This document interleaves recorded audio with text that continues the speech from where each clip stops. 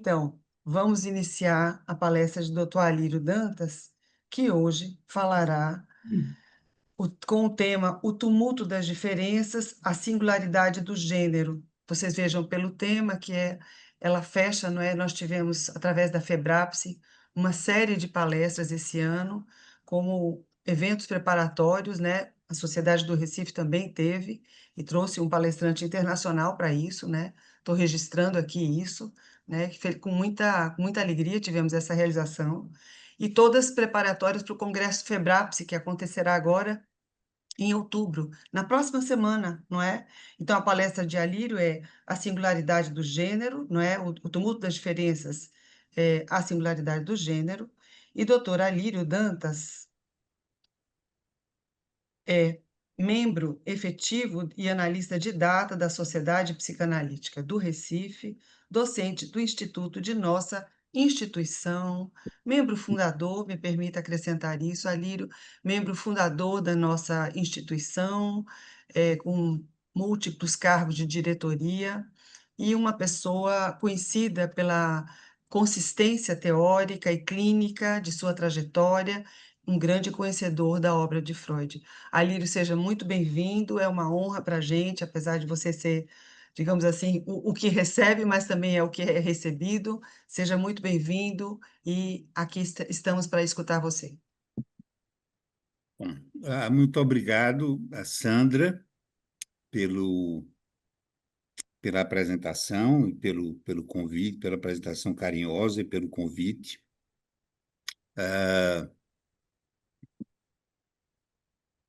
E uma gratidão que é extensiva à diretoria. E obrigado aos que vieram conversar essa noite.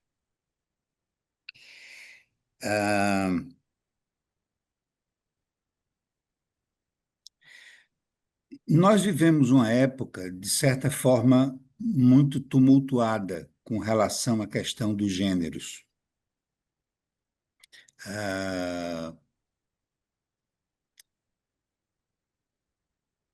Pessoalmente, eu acho que o nosso tempo, em função das novas formas de comunicação e informação, das redes sociais, dos podcasts, dos diversos cursos online, e, sobretudo, da transmissão de notícias, nem sempre muito neutras,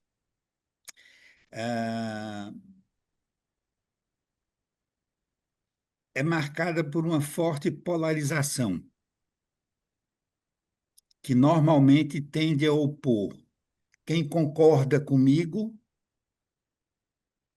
e quem discorda de mim, como se houvesse apenas duas posições, uma certa e uma errada. O historiador Neil Ferguson e o historiador Yuval Harari comparam essa nossa época ao início do Iluminismo com a criação, a invenção da prensa de Gutenberg. Porque, segundo eles, são dois momentos em que há uma deserarquização do poder. O poder se torna popular. O objetivo das prensas que surgem, da invenção da imprensa, das editoras, vamos chamar assim, era vender livros, divulgar conhecimentos. O objetivo das redes sociais é ganhar likes, ou ganhar adeptos, ou ter pessoas assistindo.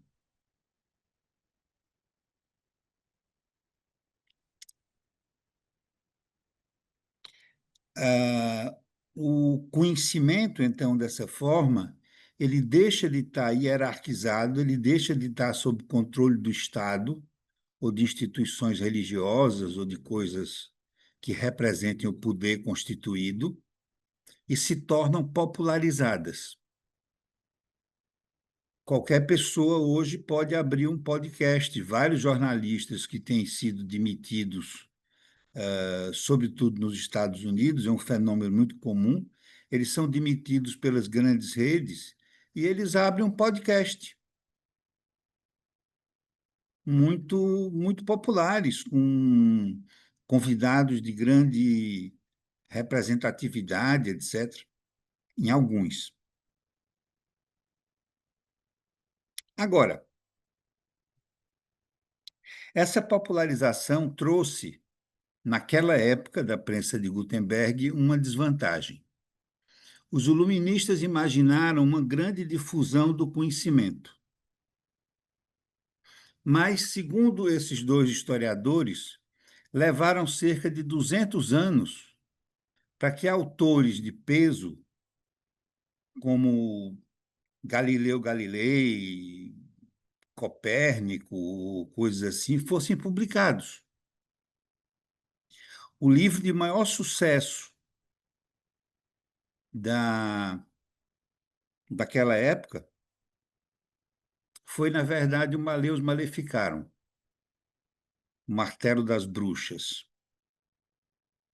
um hino à misoginia e ao fanatismo. E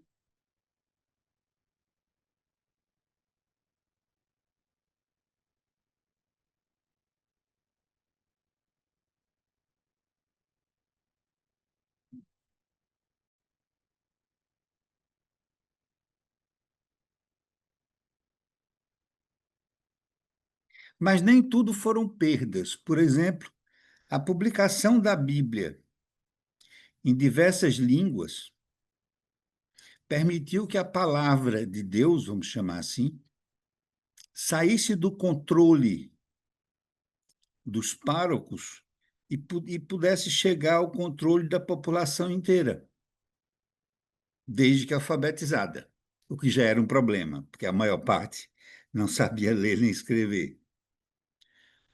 Uh,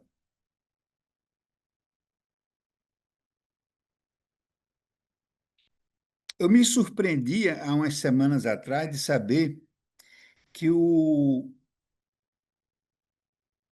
o comandante do podcast que tem maior influência nos Estados Unidos é um sujeito chamado Paul Hogan, que é, como credenciais jornalísticas, ele é a pessoa que faz entrevista no ringue de lutas de vale tudo, de MMA. Então se tira que ele deve ter um nível muito sofisticado de informação e de sensatez, de inteligência e tal.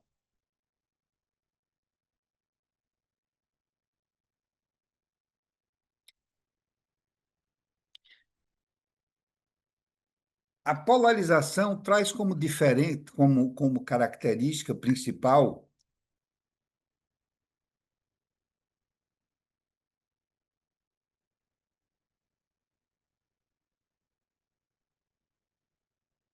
o apelo ao seu filho dileto, que é o populismo.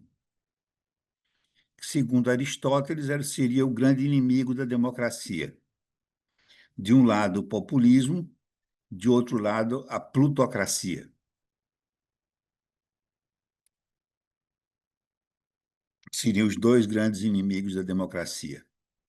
O que eu quero dizer com isso é que, nesse tumulto das diferenças de gênero e de tudo isso, em muitos momentos eu tenho a sensação, eu sinto, como se o debate fosse populista, não fosse democrático. Eu não quero ouvir a ideia do outro, eu quero encontrar um outro que pense igual a mim. O que é próprio dos movimentos populistas, descrito por Freud perfeitamente bem na Psicologia das Massas. No populismo, nós queremos nos agregar àqueles que pensam semelhantes a nós, que têm os mesmos valores, os mesmos ideais, os mesmos chefes, os mesmos líderes, ou as mesmas ideias. E,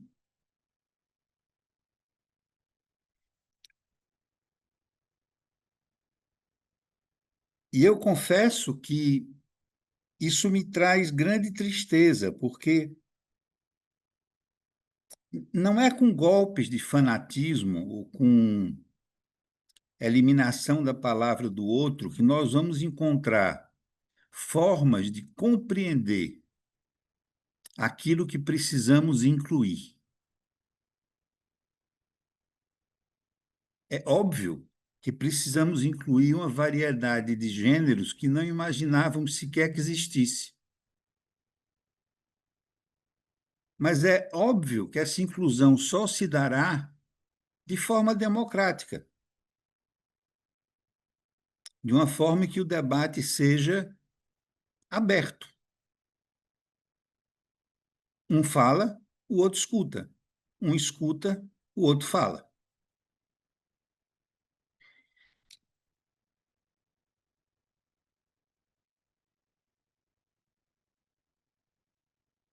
Eu sempre tenho medo quando eu vou falar sobre isso, porque eu acho que eu vou dizer uma palavra errada, dar um conceito errado, emitir uma opinião imprópria e vou ser cancelado pelas próximas 2 ou 3 semanas até que um outro ciclo de cancelamento me libere da masmorra.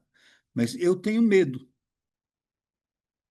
E é muito estranho, porque eu nunca tive na vida medo de conversar sobre psicanálise. E o que a gente precisa ter ideia é o seguinte: existem 2 debates simultâneos, pelo menos. O debate da cultura, daquilo que precisamos fazer, tanto no regime jurídico quanto no regime dos costumes, aquilo que precisamos refletir nesses 2 âmbitos,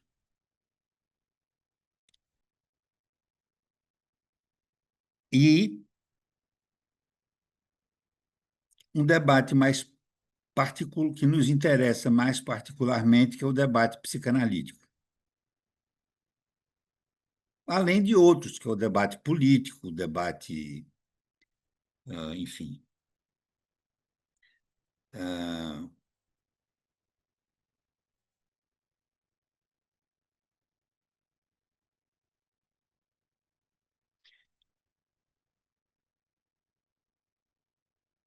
Eu acho extremamente importante que a gente possa refletir sobre a relação entre os diversos gêneros, das diversas identidades de gênero, e a psicanálise. E a nossa visão, a nossa concepção sobre o mundo inconsciente, sobre o desenvolvimento da sexualidade humana, sobre o desenvolvimento da personalidade humana.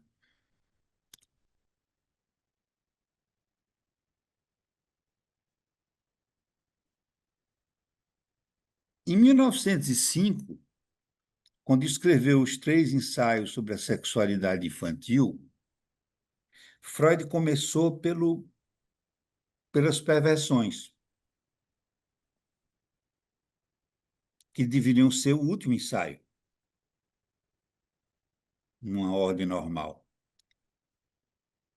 Mas eu acho que foi por um motivo muito claro: mostrar que aquilo somos nós. Como ele definiu depois, no segundo tópico da sexualidade infantil, no segundo ensaio, nós somos perversos polimorfos. as crianças. Então, por que eu disse nós? Porque,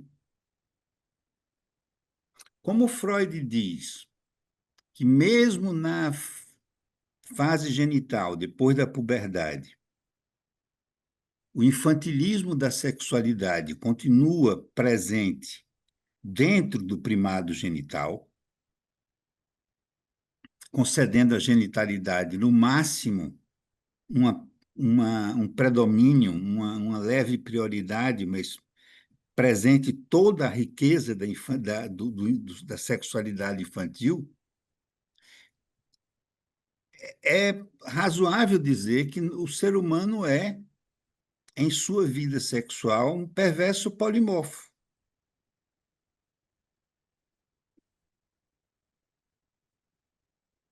Quando eu quero brincar com isso, eu pergunto assim: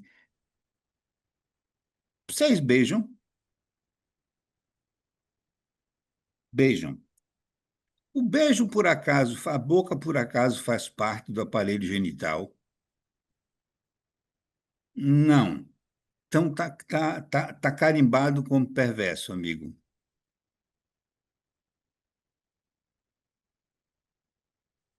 Ah, porque a sexualidade humana é feita como um rio caudaloso com uma série de afluentes que são os instintos componentes, as pulsões parciais, aquelas que vão surgindo do aprendizado da libido e que desaguam num leito mais abundante, mais cheio, ah, que é a genitalidade. Mas a água desse rio mais caudaloso é a água dos afluentes, que são o olhar, o tocar, o falar, o ouvir, etc, etc, etc.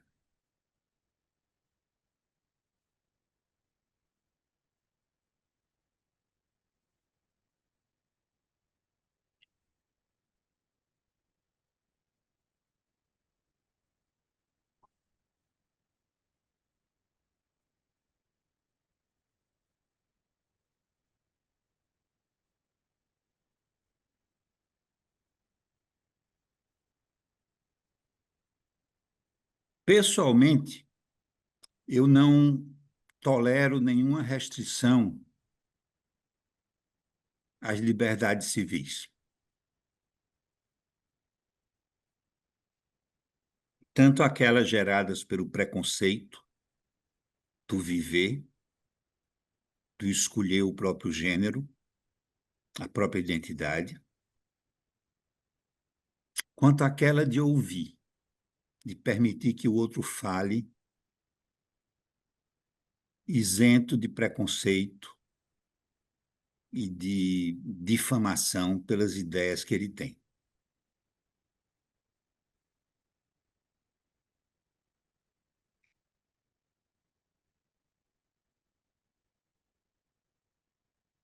Como diz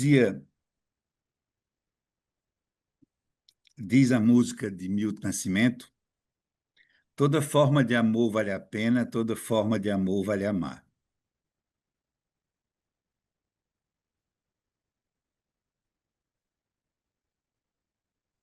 A questão é,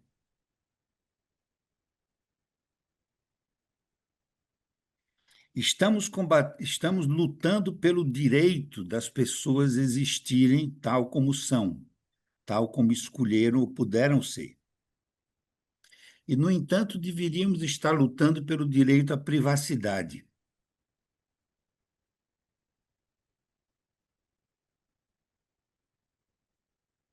Aquilo que diz respeito ao meu corpo, à minha vida e à minha alcova, diz respeito apenas a mim e a mais ninguém. Podem aceitar, podem não aceitar, podem ter preconceito ou não, eu tenho direito a isso.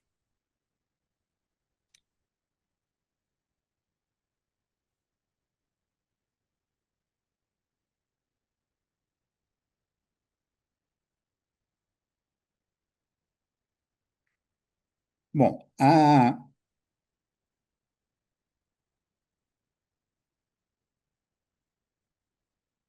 a identidade de gênero pode ser definida segundo, deve ser definida segundo dois critérios importantes.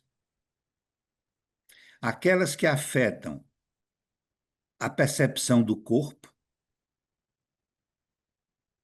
e aquelas que afetam a escolha de objeto.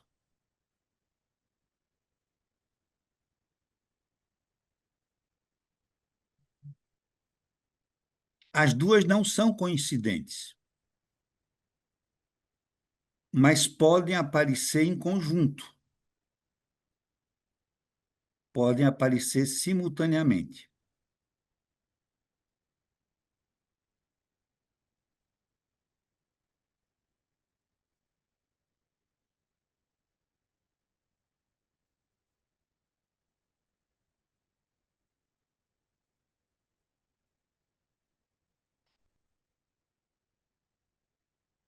Quando eu digo que é preciso tratar o assunto do ponto de vista psicanalítico com certa isenção, eu me lembro de um episódio acontecido muitos anos atrás, na época que a AIDS era um grande problema e pessoas morriam em função dessa doença maldita. Green participou de um simpósio em São Francisco sobre AIDS. E, de repente, um pesquisador apresentou, para espanto da plateia, um trabalho de pesquisa em que ele mostrava que o risco de contrair a doença não era um fator que inibisse a relação sexual, mas era um fator que estimulava a relação sexual. E os pesquisadores, os médicos ficaram espantados, mas, enfim, coisa desconcertante, como são suicidas e tal. No início de sua palestra, Green disse: Mas eu não estou entendendo, vocês nunca leram psicanálise? Para vocês é novo a relação entre morte e sexo? Entre morte e gozo? É uma concepção nova? Pensar psicanaliticamente é pensar assim, com a nossa base conceitual.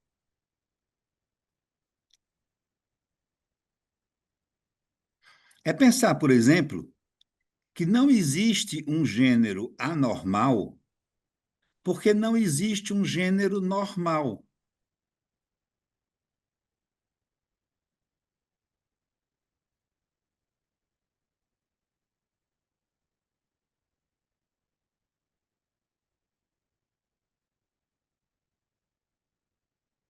O gênero normal na espécie humana se chama um casal tedioso, com pouca imaginação.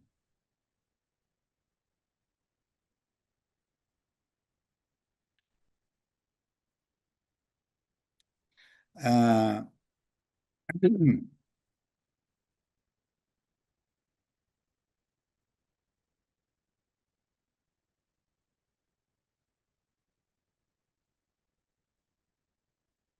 que, na verdade, segundo nossa teoria,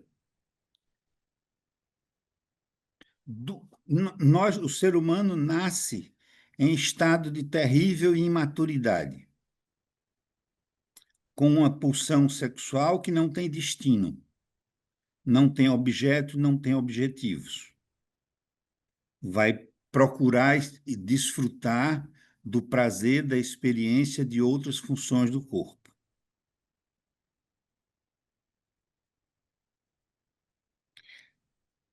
Simultaneamente, duas coisas se constituem. Uma delas,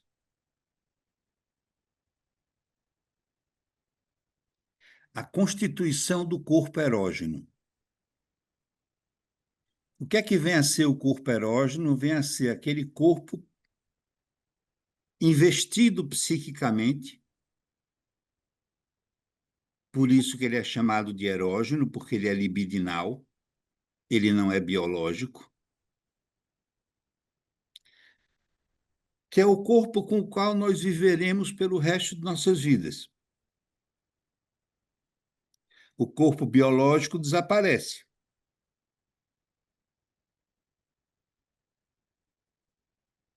Ao mesmo tempo que essa construção se dá, e em interação uma com a outra, se dá a descoberta, criação ou invenção ou reencontro de um objeto.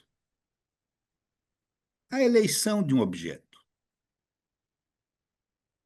Segundo a psicanálise, o objeto é o que existe de mais transitório nos 4 elementos da pulsão, definido como toda e qualquer coisa capaz de produzir prazer. Então, quando Freud diz toda e qualquer coisa, eu não tenho por que duvidar que ele esteja dizendo toda e qualquer coisa mesmo.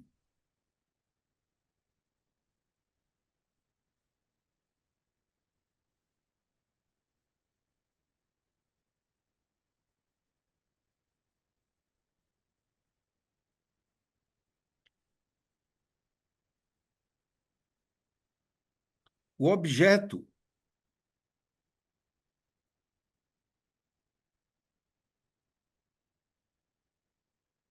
e o corpo erógeno são constituídos com base na angústia imposta pelo desejo ao sujeito.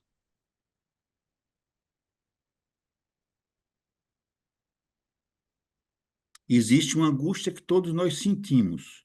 Como descarregar essa tensão provocada por esse desejo de uma forma prazerosa, de uma forma a recompor uma experiência de prazer.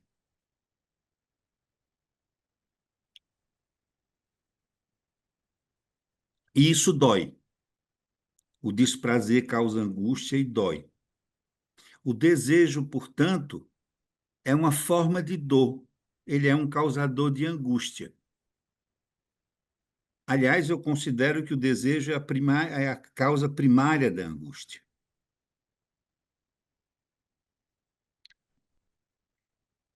Ele, então, se desdobra para sair do estado de angústia e encontrar satisfação nessas 2 direções. Na erotização do corpo, na constituição de um corpo erógeno, de um corpo próprio, e na procura e descoberta de objetos que possam satisfazer esse impulso libidinal, esse desejo.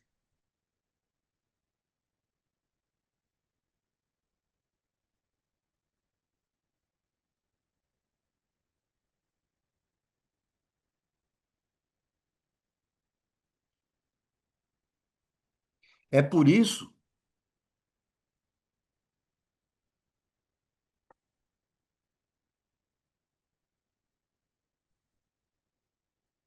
que eu considero que os distúrbios, entre aspas, as variações de identidade de gênero, já vou ser cancelado por 15 dias.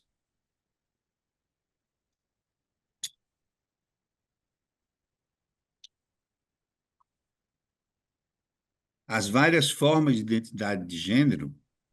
Alírio, se você se sentir mais à vontade, a gente não publica, tá? Fica bem à vontade, a Não, gente. pode publicar. Tá, fique bem à Estou vontade, habituado. Estou claro. habituado.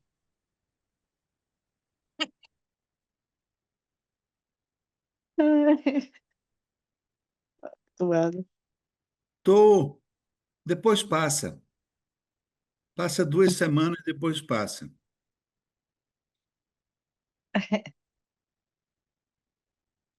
Ah, então, as diversas configurações de identidade de gênero passam por essa construção do corpo erógeno, que é feito primariamente também, não primariamente, mas também pelo investimento do prazer nas zonas erógenas.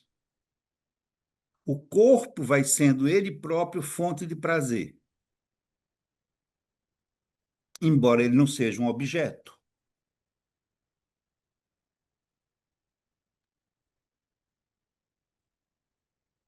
Ele precisa do contato com o objeto para se tornar fonte de prazer, mesmo que seja um objeto narcísico, uma outra parte do próprio corpo. Mas ele precisa de um objeto.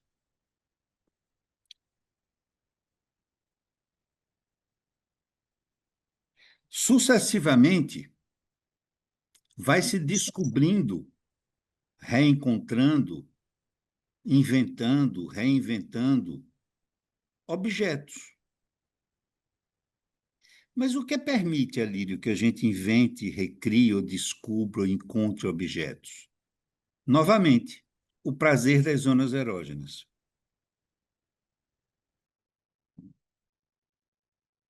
Então, o que guia a construção primária da sexualidade é o prazer do próprio corpo.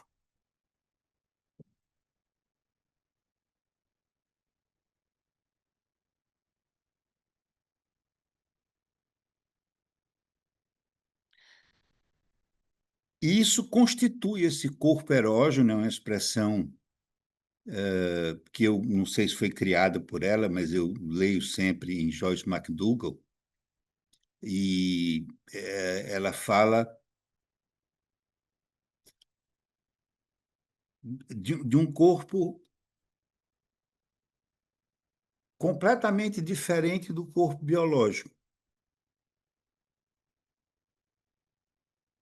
Porque a diferença mais radical que esse corpo erógeno estabelece é que a nossa sexualidade não será nunca mais biológica, ela será erótica. Ela não será sexual, nem na genitalidade, na entrada da idade adulta.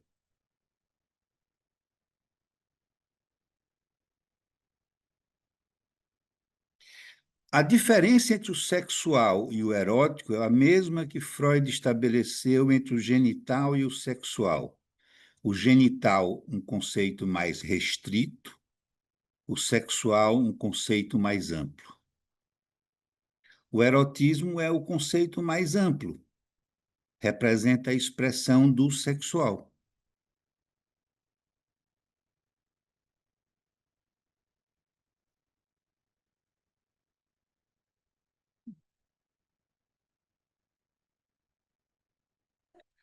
Ah, Hã? Para ver se eu oi? entendi.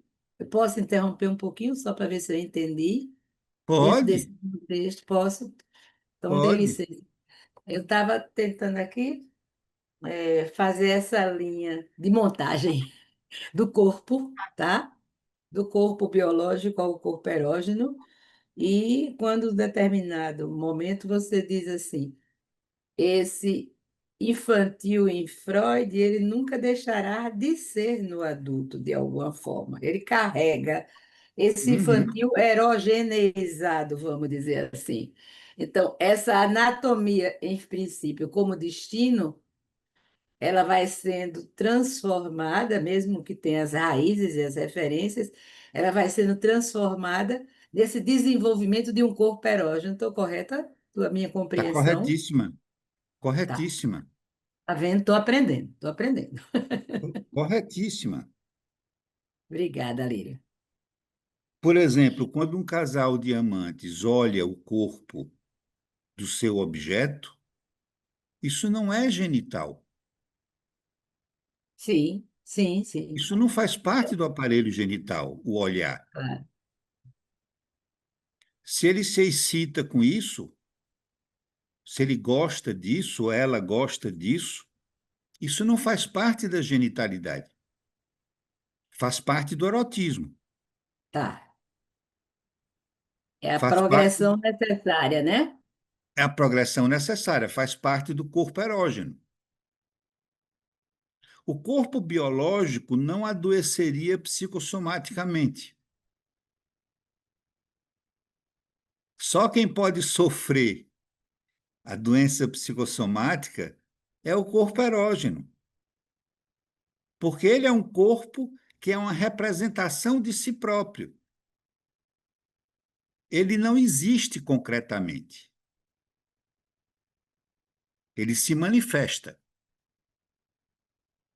no prazer e no desprazer, na angústia, no recalque, etc. O corpo biológico não tem doença psicossomática.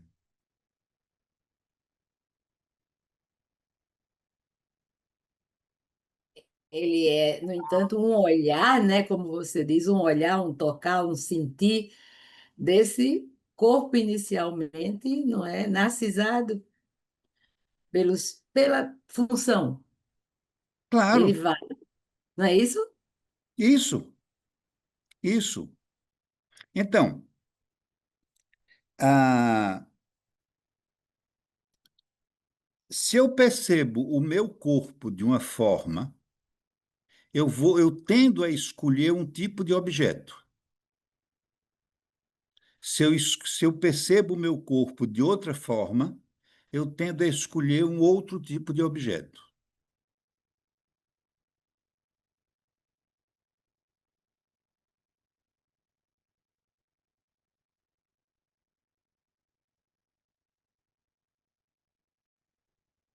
Por exemplo, entre homossexuais,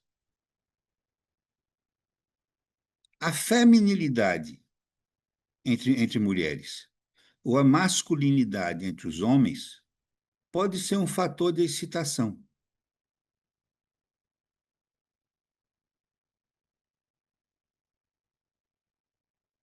É uma ilusão que todo homossexual masculino é, como se chamava antigamente, afeminado.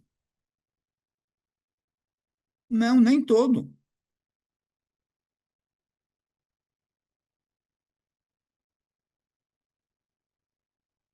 Porque diz respeito à configuração do corpo,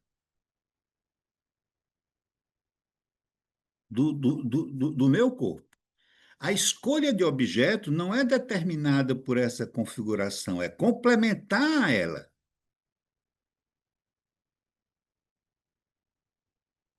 Eu então encontro Né? Oi?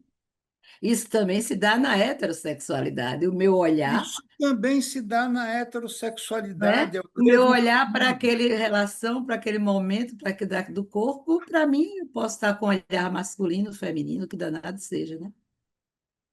Claro,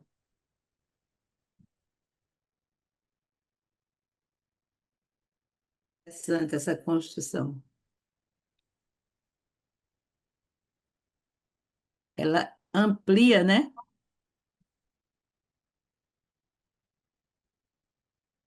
ela amplia. E aí passamos do corpo para o objeto. O objeto é aquilo de mais transitório que existe. Uhum. Eu escolho o objeto com base no investimento que eu faço, que investe nele a promessa de prazer. Tá. Seja ele o que ele for, o objeto. Uhum. Claro que a percepção do meu próprio corpo vai tornar plausível que um tipo de objeto seja uma promessa de satisfação e outro objeto não seja. Uhum.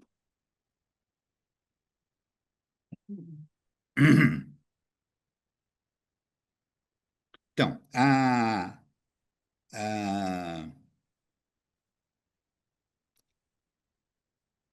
normalmente, nós nos referimos às questões relativas à identidade de gênero como sendo de natureza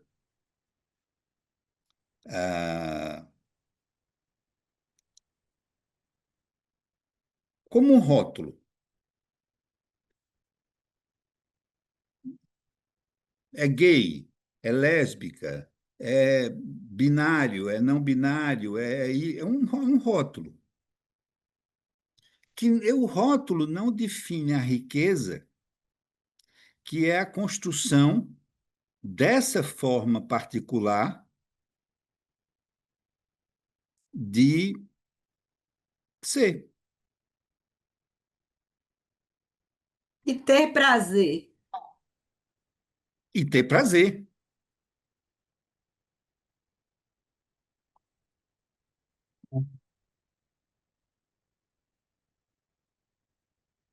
Não é? Hum. Ah,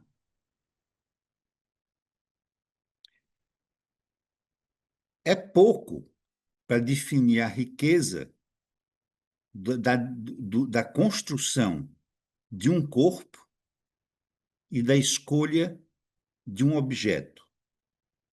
Como diz Roland Barthes, eu falei isso há pouco tempo atrás, eu posso amar, posso desejar milhares de corpos, posso amar centenas de corpos, mas apenas um responde pela especificidade do meu desejo. Que lindo, né? Lindo. Então,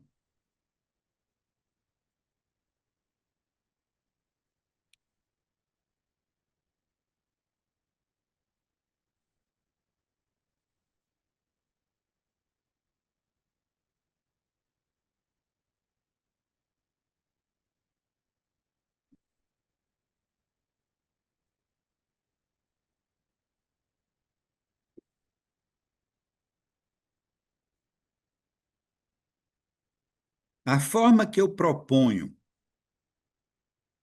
de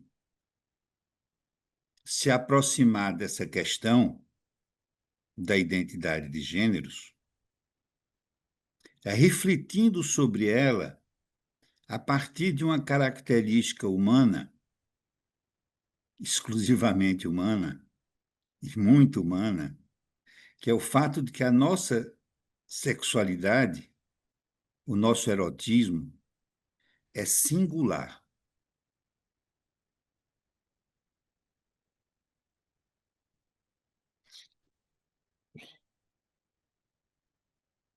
Identidade, que vem do grego identitas, tem a ver com um conjunto de características, ou no caso de antropologia cultural, um conjunto de normas que permite conferir uma identidade a uma cultura ou a uma pessoa. Uhum. A identidade permite que a pessoa se reconheça e seja reconhecida pelos outros.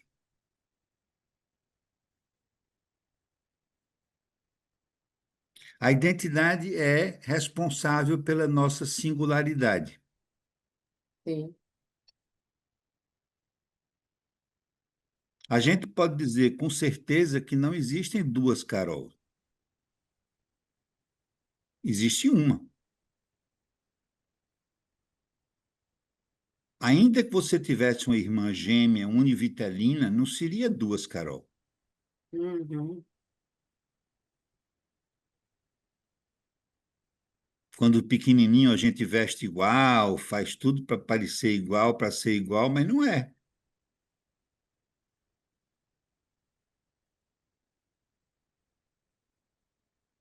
Dinora, que tem gêmeos, tem a experiência na pele de que são duas pessoas diferentes,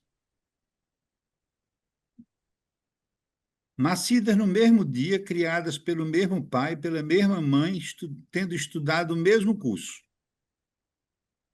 Mas, ainda mais.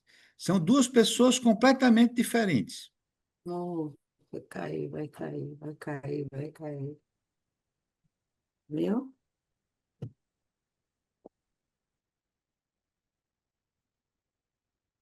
Então,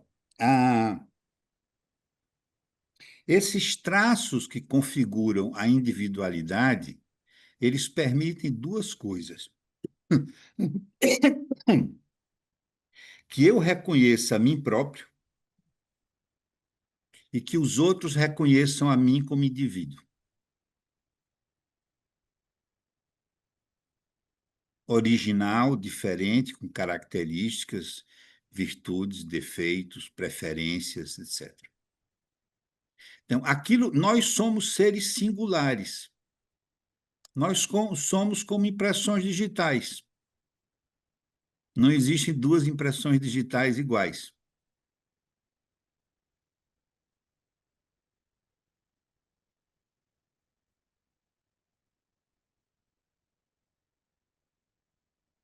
Então,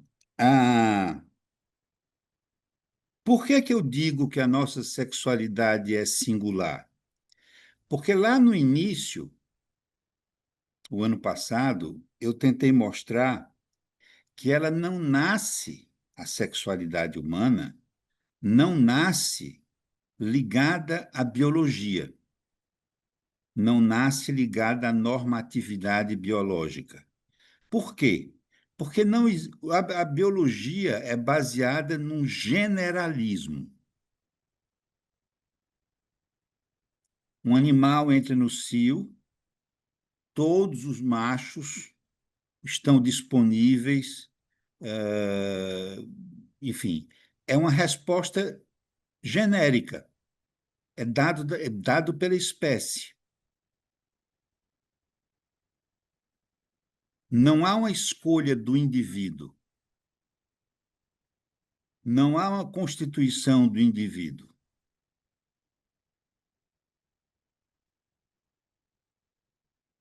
No caso dos seres humanos, a reprodução sexuada, que nos animais abre uma questão, nos animais causa um desequilíbrio, mas esse desequilíbrio não ameaça a vida, porque existe uma resposta dada pela natureza, aquilo que lhe é complementar, que, enfim, faz voltar ao estado de equilíbrio. No caso do ser humano, nada existe na natureza que sirva de destino para esse desejo sexual.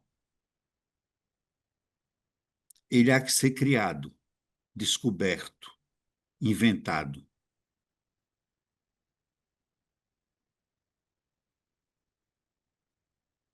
E nada de muito assim, mas então a gente inventa o que quiser. Não, a gente não inventa o que quiser, não. Quando a gente descobre um objeto, a gente fica subserviente a ele. Por quê? Porque esse objeto tem a chave do meu gozo.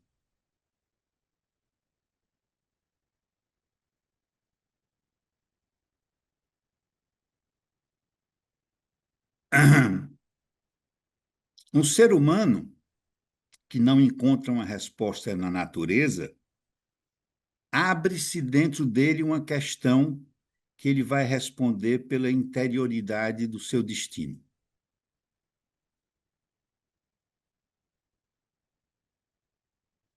Pela construção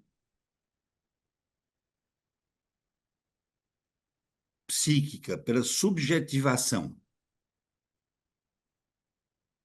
do desejo.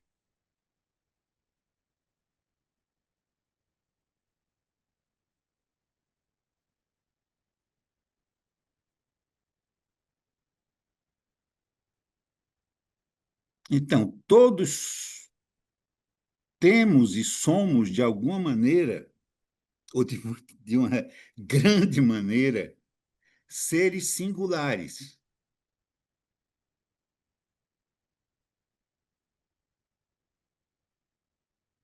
Indivíduos, pessoas não idênticas a outro, não generalizáveis.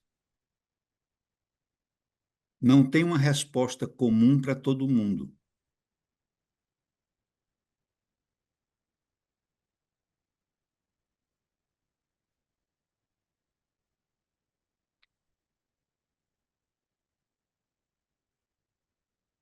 Por isso,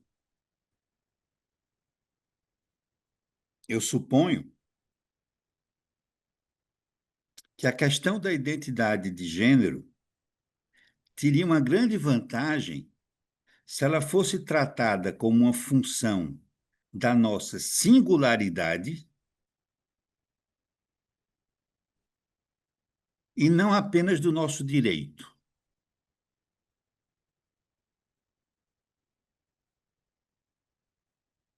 Por quê? Porque o meu direito pode ser negado, mas a minha singularidade não pode, a não ser que me matem.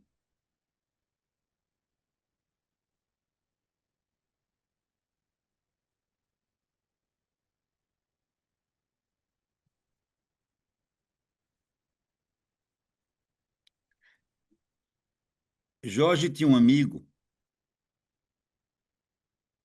um rapaz de origem humilde, mas um maestro, que era gay, que tinha uma vida bem promíscua.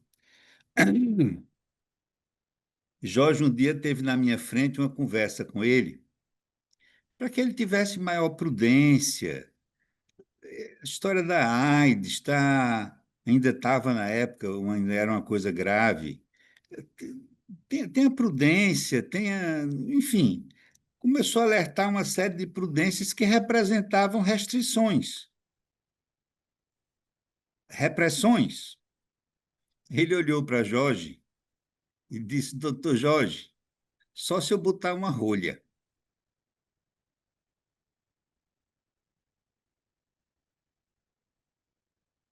O que é que ele quer dizer com isso? Eu não posso restringir desta forma que o senhor sugere o meu desejo. Eu não consigo.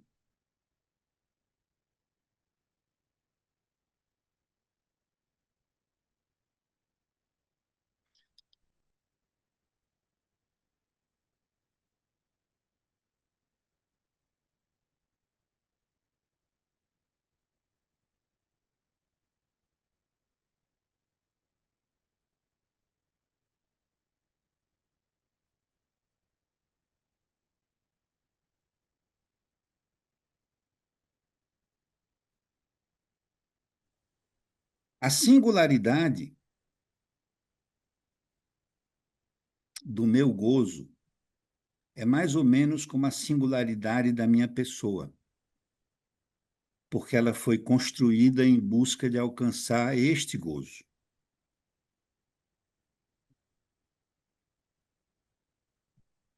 que se diferencia do prazer pelo fato de que o prazer tende à estabilidade, a ser uma coisa voluntária.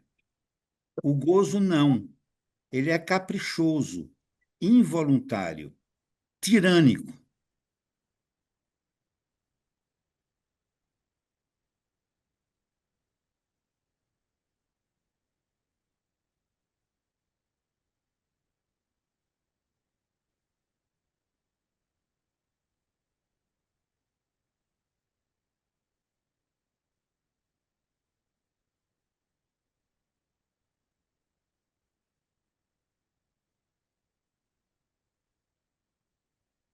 Não sei se a gente já pode interagir com mais liberdade agora, Leiro, ou você prefere, Ah, não, pode, né? à vontade, Já seria o caso, não. à vontade. É, você é que diz. Mas eu achei interessante, eu vou iniciar aqui, se todos me permitem, eu talvez abrir também para as pessoas poderem conversar com a Lírio sobre isso. Mas, assim, eu acho interessante essa introdução entre a singularidade e o direito, porque é a diferença entre pensar isso com a psicanálise ou sem a psicanálise, entende? Uhum, Então, para a gente, para o que a gente compreende aqui, né? Se você tira esse viés, você tirou toda a compreensão da psicanálise exato, de um ser humano. exato. Como é que se pensa de ser humano sem singularidade? A humanidade A humanidade foi junto. foi junto. Veja, a humanidade vai junto quando a gente desculpe, lhe interrompi. Não, não, de jeito nenhum. Quando Eu a que lhe gente interrompi. não, quando a gente problematiza, por exemplo, a prática de esportes por transexuais femininos.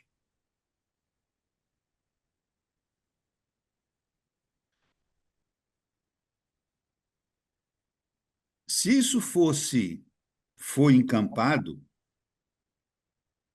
eliminará completamente a participação de mulheres no esporte. Sim. Para vocês terem uma ideia, a recordista mundial dos 200 metros rasos, corrida, de atletismo, está entre os 200 melhores tempos, considerando os homens.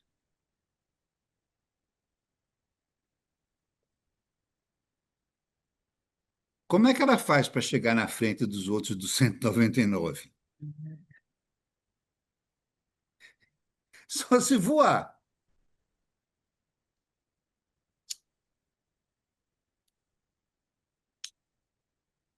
É possível imaginar como razoável um jogo de basquete entre homens e mulheres, um time da WNBA e um time da NBA. É impossível.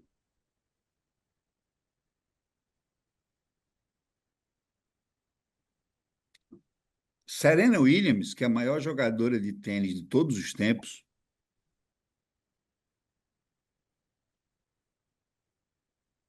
tinha uma brincadeira com um jogador inglês, que foi campeão de Wimbledon, e que aposentou-se esse ano.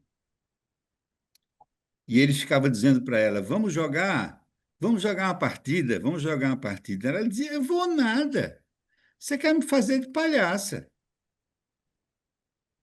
E ela disse numa entrevista que eu assisti: o tênis masculino é outro esporte. Hum, que lindo. A singularidade permite que a gente respeite as escolhas singulares de cada um, sem atropelar, deixando para os políticos e não sei o que lá, as questões racionais. Vai ter esporte igual, não vai ter esporte igual, enfim, se resolvam. A gente vai tratar do que nos interessa, de onde nós podemos efetivamente contribuir.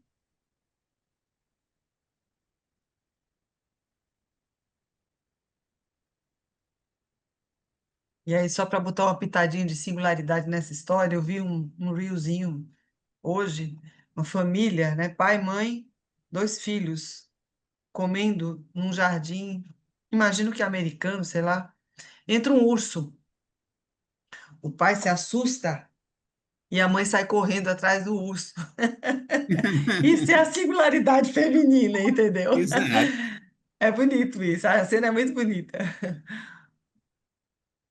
exato. Aham. Tem nada a ver com força, mas a posição que ela Não, ocupa ali, a posição que defendendo ela a ocupa filharada ali. dela. É. Exato, exato.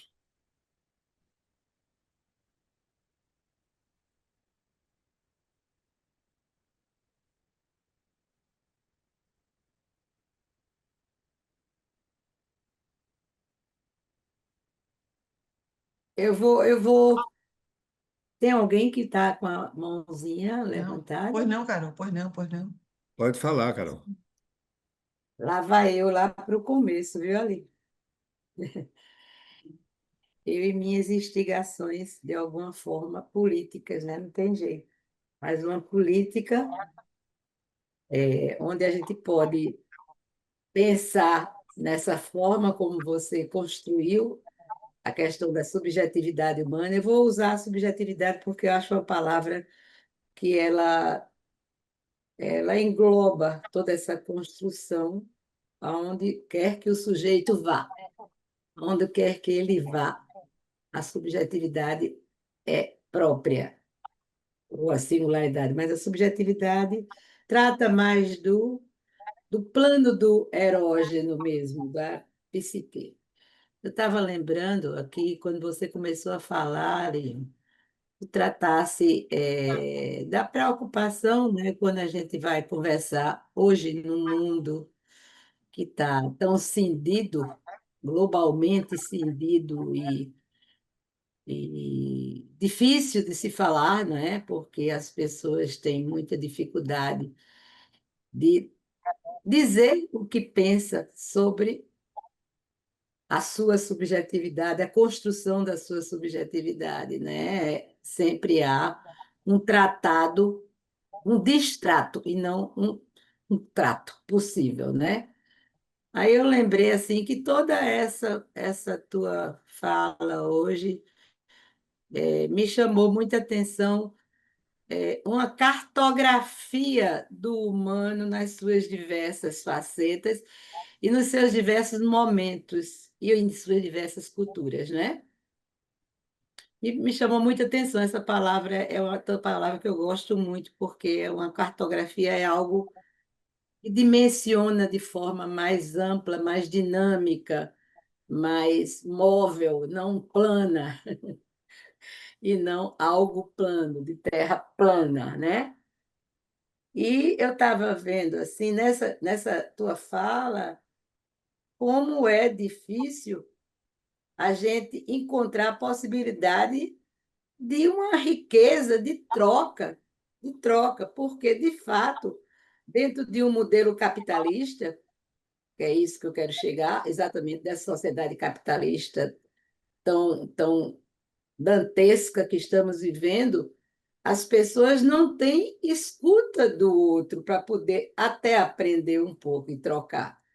Então, você vem daí, parte daí desse modelo, vamos dizer, político mesmo, né? Que nós somos seres políticos, todos aqui, e vai levando desde a construção de um corpo, que é uma anatomia como destino para depois ser uma erogeneização para que essa subjetividade seja construída.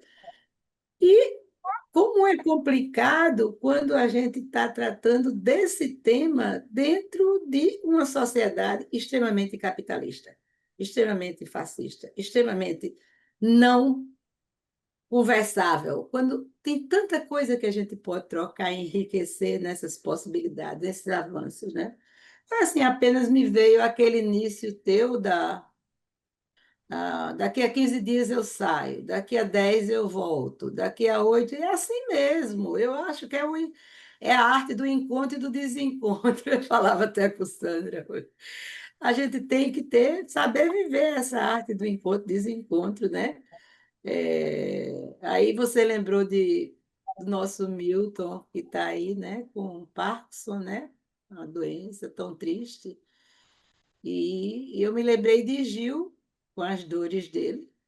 E me lembrei muito de uma música que eu acho que trata muito dessa temática do Congresso da gente. Eu estava falando até ontem com Ana Clara Gavião sobre ela, né?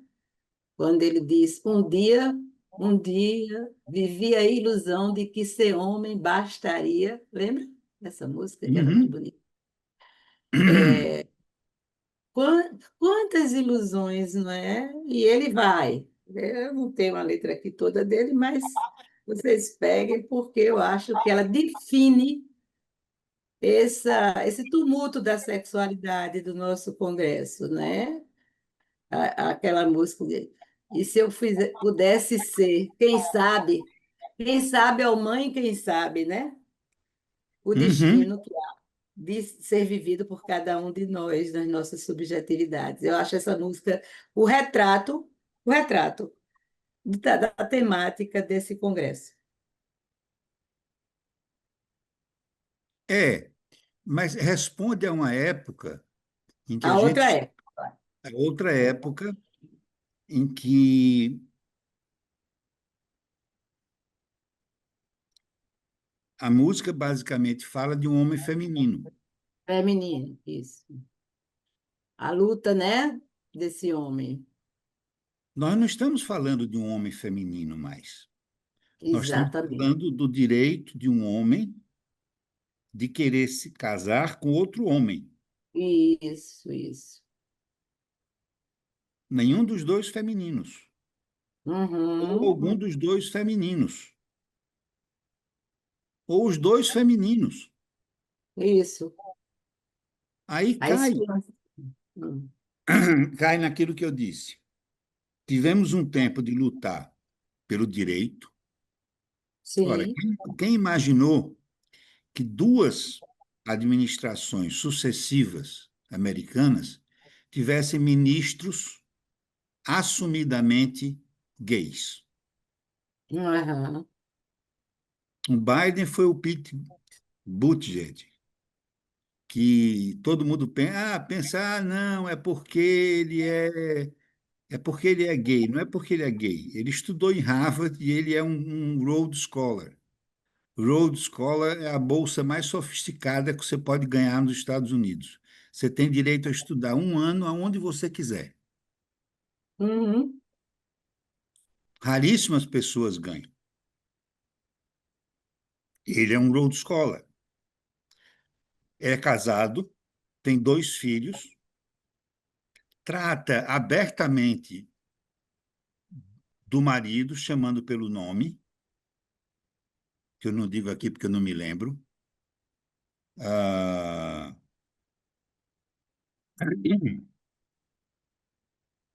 e nesse governo Trump, o cúmulo do fascismo,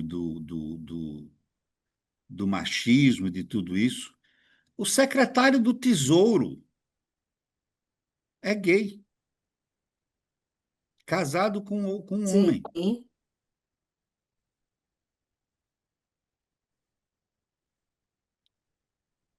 Nós não imaginaríamos isso possível na época que Gil escreveu aquela música. Não.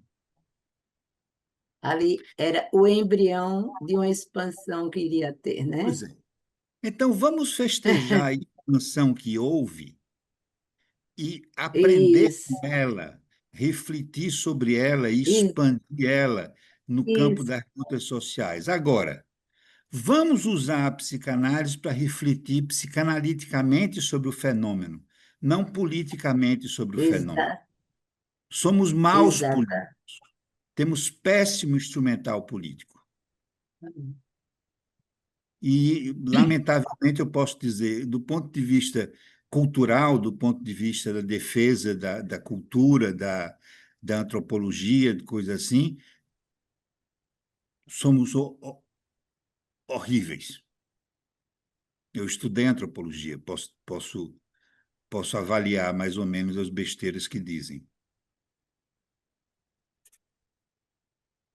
Então, agora, somos ótimos psicanalistas. Vamos pensar como psicanalistas? Não tem que ser com preconceito, não. Ao contrário. Aham. A primeira pessoa a falar desses direitos universais foi Freud. As políticas públicas foi ele, né? Estão Falar. todas baseadas em direitos que ele criou, nessa Exa singularidade que ele assinalou, nessa isso, erotização do corpo que ele definiu. isso. Dinora, Bom, é, essa parte de singularidade realmente me toca muito fundo, não é? Independente de, enfim, de tudo que se relaciona também com a parte da sexualidade, mas assim como o mais básico do ser humano. E havendo sido uma pessoa importante na formação de dois seres gêmeos, né? Como é importante e fundamental você trabalhar no dia a dia, justamente acolhendo, reconhecendo, estimulando, se preocupando de que esta singularidade de cada um desses dois seres tem a oportunidade de aparecer, crescer, se desenvolver, e não é fácil, não é Não. fácil. E existem coisas aí, inclusive, que é assim, a gente não conhece, há uma força entre eles. Tanto é assim, você vê, eu passei a vida toda batalhando para que não fossem iguais. Eu nunca vesti igual, eu sempre, se um tinha sede, eu não trazia água para os dois, eu trazia água para quem tinha sede, e depois eu ia buscar água para o outro, assim, nos mínimos detalhes. Mas mesmo assim, terminam os dois sendo médicos e tendo a mesma Plásticos. especialidade. E A, plásticos. pois é. Quando eles se acordavam de manhã, a primeira coisa que um fazia, qualquer um do outro, era olhar para a cama ao lado. Era a primeira Coisa coisa, linda. uma coisa Linda. automática. Então, assim, mas é justamente reconhecendo essa questão da singularidade e a importância de fomentar isso. Eu trabalhei nisso a minha vida toda, até hoje. Até hoje eu também, de vez em quando, me cuido para respeitar, porque é fundamental, né? Fundamental do ser humano, né? Mas, assim, eu também queria dizer da nossa alegria, da nossa satisfação de ter você, Alírio, hoje aqui conosco, não é?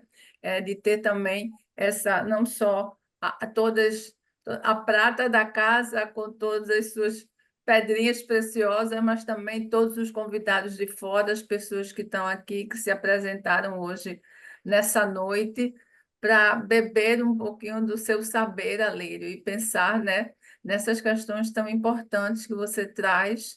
Não, então eu quero, nesse momento, expressar em nome da sociedade toda, como presidente, a nossa satisfação e agradecer à comissão científica por ter organizado essa jornada, por ter organizado esse momento com você tão importante, assim.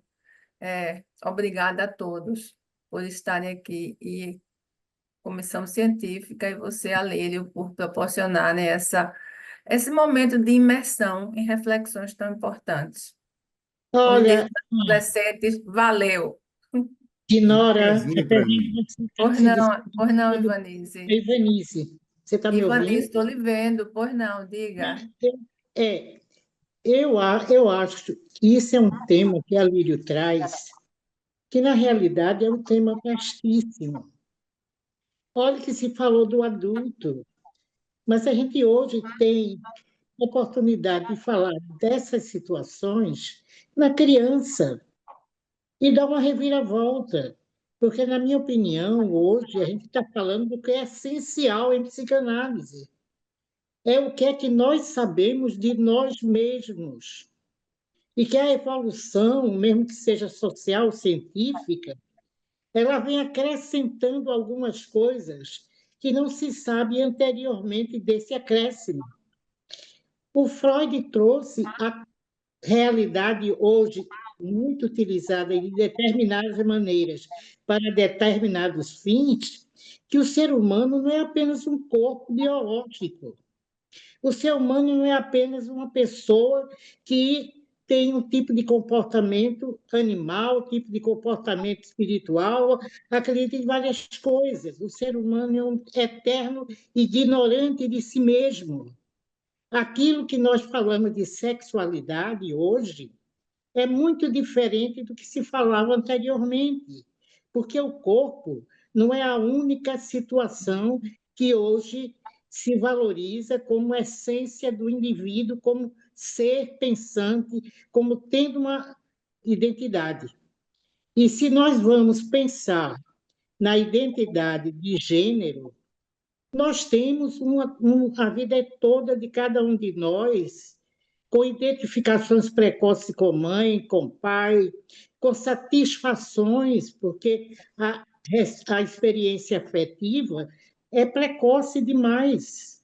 E essa experiência afetiva faz com que a sexualidade que ela representa no momento pode ser vivida como algo que se queira porque é um objeto de prazer, e pode ser também aquilo que atrapalha, que não se quer, porque não é objeto de satisfação emocional. Então, seria muito interessante que a gente aproveitasse não só o congresso, mas aproveitasse o interesse do grupo para a gente falar dessas situações da ignorância do ser humano e de uma coisa que eu acho que o Gonzaguinha fala de uma forma profunda: não ter vergonha de ser feliz e aprender a valorizar a eterna estado de ser um aprendiz. Então, se nós, dentro de psicanálise, estamos incluídos com esses objetivos de ser feliz e aprender, a gente pode voltar a um tema que a Lírio traz, de outras formas de conversar sobre ela, porque eu acho que ele apenas começou a falar, mas o que cada um vai vivenciar disso, 1 hora e meia não dá para a gente sair satisfeito. Deixa eu perguntar, Obrigada. Lírio, se você quer A minha falar. provocação e o meu Que, desejo é voltar em outras vezes que bom. com o mesmo objetivo. Eu não sei se a Lírio quer falar, mas também gostaria de dizer para todos, não é, que quem quiser se colocar logo em seguida da fala de Alírio, fique à vontade. Eu estou abrindo especialmente para as pessoas que não são da casa, que não sabem o protocolo. Então, ou falam ou levantam a mão, fiquem à vontade.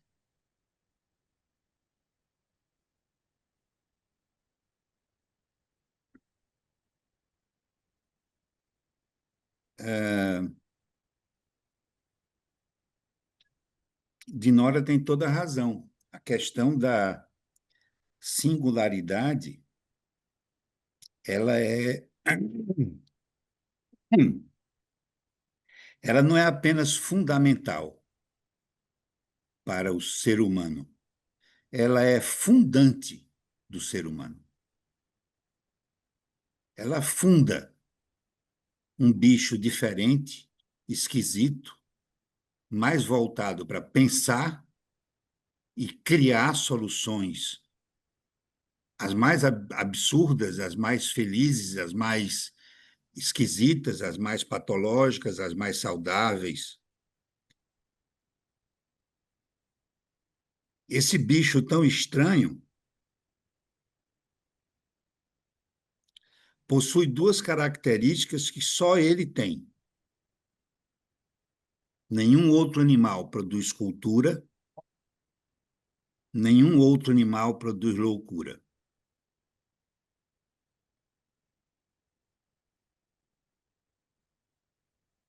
São duas características próprias do humano e que nascem dessa fundação da singularidade, porque ela cria um problema enorme. Ela tira a estabilidade do prazer e nos coloca diante da instabilidade do gozo, onde eu sou responsável pelo meu gozo, ainda que eu dependa de um objeto. Desconecta todos os automatismos. Por exemplo, me chamou a atenção que quando o filho de Dinora acorda e olha, acordava e olhava para o irmão, ora, isso já é uma forma de diferenciação. Porque se ele fosse igual, ele não precisava olhar. Ele saberia que o irmão estava acordando na mesma hora. É idêntico a mim. Ele olhava porque já percebia que era diferente. Como eu quero que ele acorde, eu tenho que olhar para saber se ele está ali, se ele vai acordar, se ele não vai e tal. Então, a singularidade é fundante do sujeito humano, ou do sujeito. Não existe sujeito não humano. E quando você diz nenhum outro ser humano produz cultura e você falou duas Loucura. e loucura, porque nenhum outro ser produz cultura Porque é o humano que produz desejo, né? Que tem desejo. O É, outro tem necessidade, os e que animais. tem uma consciência subjetiva do que é uma vida em grupo. Isso, Cumprir isso, regras de formar um isso. contrato social, de obedecer, de não obedecer. Aham,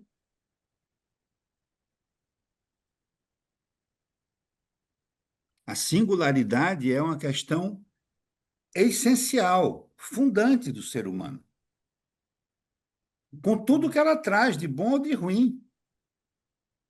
exatamente. É,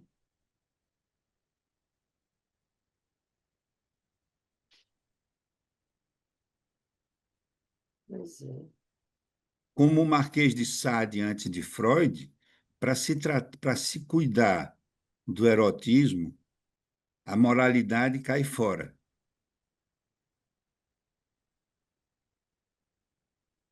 Uhum,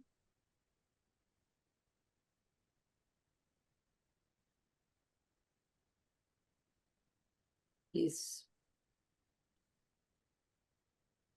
Será que E, podemos e encerrar, Alírio? Ou o que é que vocês acham? Estamos em 22 horas.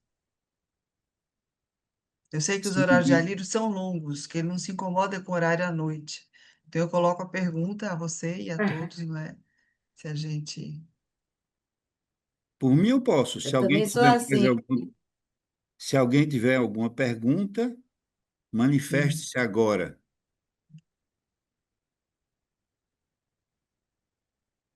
Eu não tenho pergunta, não. Eu tenho vontade de nunca dormir à noite. A diferença é essa. Mas, mas para ter que encerrar, como Sandra, diretora científica, tem um horário, respeitar as regras. Eu acho que esse final, não é? De tudo que foi importante você dar uma definição, vamos dizer, aberta e, em princípio, conclusiva do que é o humano, esse realce, no fundador da cultura, do desejo, da singularidade e da maldade e outras coisas mais que quiser. Enfim, acho que foi bem fechado. Ô, Foi Meu caro Alírio, ótimo. Alírio, Gostei sim, muito, eu alguém. gostei muito. ô, Meu caro Oi, Alírio, Alírio, Luísa. muito obrigada mais uma vez por sua disponibilidade, não é? Eu acho que todos nós tivemos aqui a oportunidade, e isso eu posso atestar como aluna que fui, não é? Quando você traz o Freud de um modo pensado, de um modo tão consistente e profundo, você permite, né? Ele serve como lupa, né? Para a gente olhar para algo que está sendo banalmente visto, né? E repetidamente, sempre nos mesmos tons, então você consegue observar a partir de um outro ângulo e eu acho que de um modo mais profundo. Você apenas reafirmou essa sua o conhecimento que nós temos sobre o seu largo Freud. Muito obrigada. Obrigada à presença de todos vocês. Obrigada aos de fora, aos daqui. Agradeço bastante. E particularmente hoje vou agradecer também a Dinora, né? Vou deixar esse registro e dar boa noite a todos, tá bom? Ah, deixa eu dizer, na próximo encontro será no dia 28 de outubro e eu não estarei presente porque serão os ecos do Congresso e como eu não sabia se Ana tinha nascer, não ia nascer e tal, então Dinora estará coordenando e Arleide e Ana Simões estarão trazendo os ecos do Congresso, mesmo que eventualmente eu consiga ir, mas serão elas que vão conduzir, tá bom? Então, uma boa noite a todos, muito obrigada pela presença. Boa Obrigada. noite. Muito Boa obrigado a vocês noite, pela obrigada, atenção. minha Obrigada, gente, Boa obrigada a todo noite, mundo. obrigada e parabéns, Tchau, boa Alírio, noite. a Sandra e a comissão científica. você quer. Super Obrigada a Boa parabéns, viu? noite. todos. Isso